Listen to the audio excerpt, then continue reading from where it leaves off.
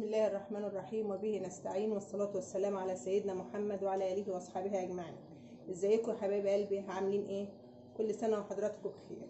النهاردة ان شاء الله هنعمله مع بعض فراخ مشوية. هعمل معاكم فرخة مشوية بطريقة جميلة وان شاء الله ما حدش عملها قبل كده. بسم الله الرحمن الرحيم. احنا معانا التوابل، معانا توم باودر وبصل باودر وكمون على كزبرة وبابريكا وحبة جنزبيل صغيرين، من كل حاجة كده نص معلقة صغيرة، وحبة قرفة والسبع بهارات وفلفل أسمر وربع معلقة كركم ونطرة صغيرة كده زعتر. بسم الله. هنفضهم كلك في طبق. ومعانا كمان معلقتين خل حطهم عليهم، ومعانا كمان معلقتين ليمون، ومعايا كمان معلقتين، معلش يا جماعه الفيديو قطع، هنعيد لكم التوابل تاني. حطينا السبع بهارات، حطينا توم باودر، حطينا بصل باودر، من كل حاجه معلقه.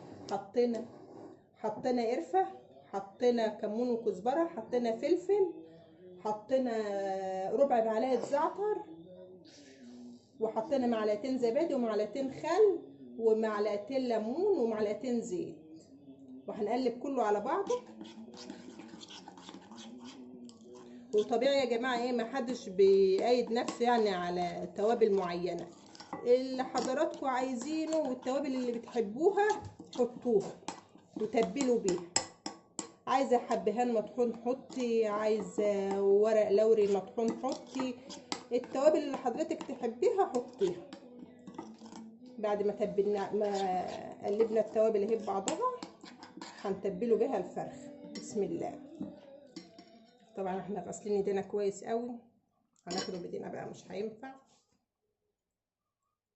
بسم الله. معلش بقى اللي منضفها لي قاطع الجلد. احنا مفتحين الفرخه ومدغزينها حلو كده، وهنتبلوها من بره ومن جوه عشان هي لسه ليها ايه تتبيله تانية بقى اللي هنحشوها من جوه. الزبادي والخل يا جماعه والليمون ده بيطر الانسجه بتاعتها وبيطرها بخليها جميله.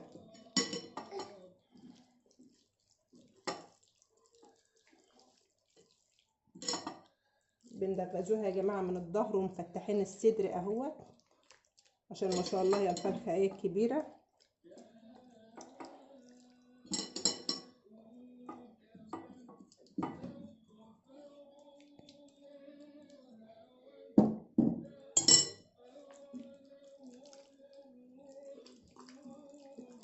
تدلكيها كده وتدعكيها من بره ومن جوه وتشربي لها الخلطه دي حلو.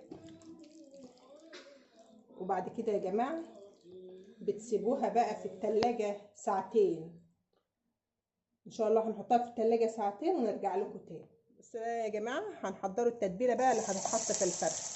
حطينا الصينيه على النار فيها معلقتين 2 زيت، ونزلنا بالبصله ندبلوها حبه صغيرين بس. حطينا يا جماعه البصله على النار اهي، هندبلوها ايه حبه صغيرين عشان ما تبقاش نيه بس في قلب الفرخ.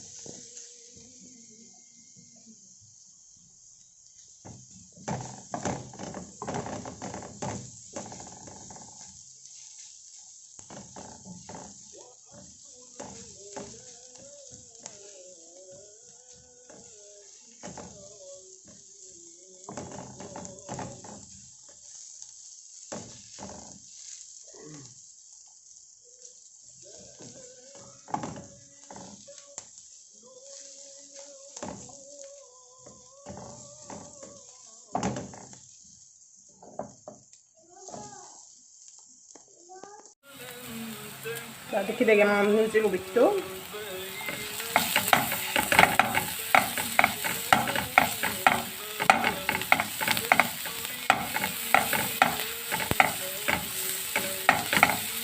مع الثوم على طول ننزلوا بالفلفل.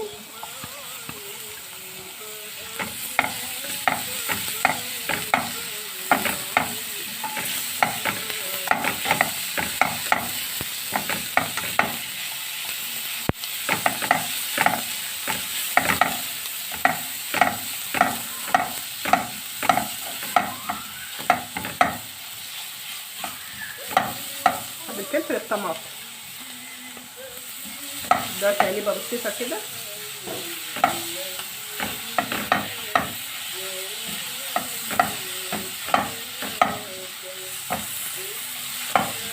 لازم الخلطه تتهري يا جماعه، يا دوبك تدبل كده.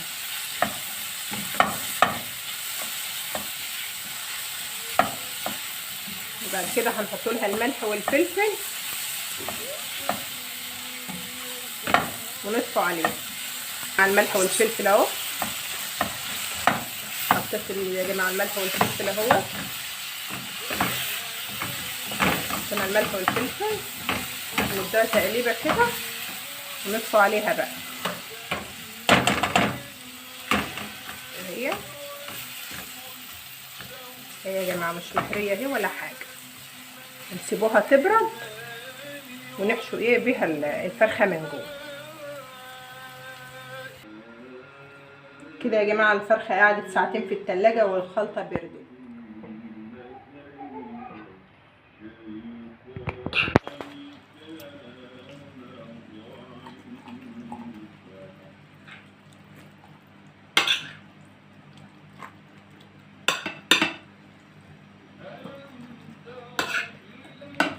كده يا جماعه اهو نحشو في الفرخه عشانها كده من جوه. واحنا يا جماعه بعد ما طفينا قطعنا الكبده بقى وحطيناها في الخلطه، بدل ما حاطين لوحديها خساره. نحشو الفتحتين اللي احنا عملناهم في الصدر دول.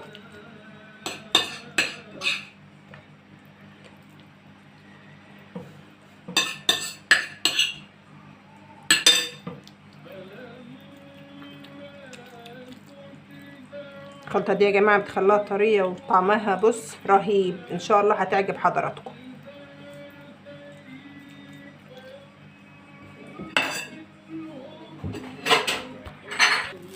طبعا يا جماعه هنعمله دي كده.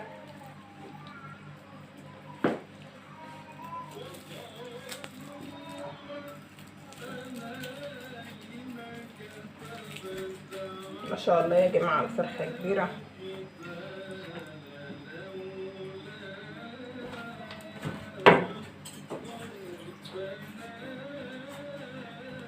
رايحين نشوها ازاي بقى يا جماعه. هو ده السر. هنجيبوا الصينيه وحاطين عليها كيس ملح ونشيلوا الفرخه كده ونيجوا حاطينها على الملح. الملح ده يا جماعه هيمتص كل الدم اللي هينزل منها وهيساعد في تطيبها وكل حاجه. ماشي. دي بقى اول مره تتعمل على القناه.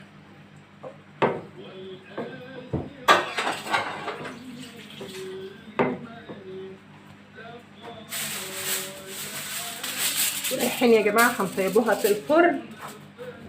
هنطيبوها في الفرن البلدي العادي، فرن الغاز العادي ده. ورايحين هنحط عليها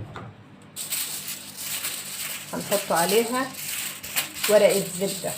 هنكتنوها زيت عشان ما تلزقش في الفرخه. الفرخه دي يا جماعه هتقعد في الفرن ساعه ونص.